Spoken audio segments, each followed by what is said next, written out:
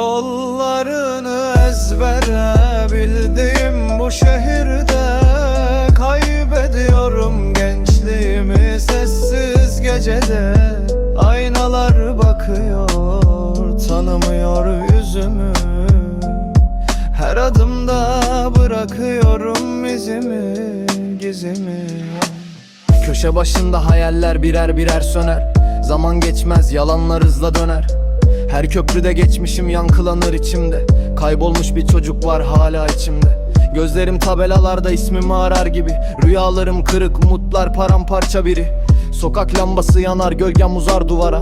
Dertlerim grafiti gibi kazınmış sabaha. Yollarını ezbere bildiğim bu şehirde kaybediyorum gençliğimi sessiz gecede. Aynalar bakıyor, tanımıyor yüzümü. Her adımda bırakıyorum izimi, gizimi. Gülüşler sahte, dostlar geçici. Bu şehir beni yutar, içi zehirli bir içki. Kendimle kavgalıyım, barış yok ufukta. Gözlerim dumanlı, umutlar puslu sokakta. Bir sigara yak, belki dağıtır bu dertleri. Belki unuturum geçmişin sertlerini.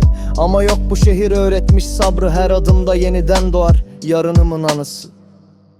Yollarını ezbere bilsem ne olur ki? Her dönüş aynı, her sokak kör bir fikir. Kaybolmak bazen tek çare. Bu şehir benim cezam, hem de tek mahkeme.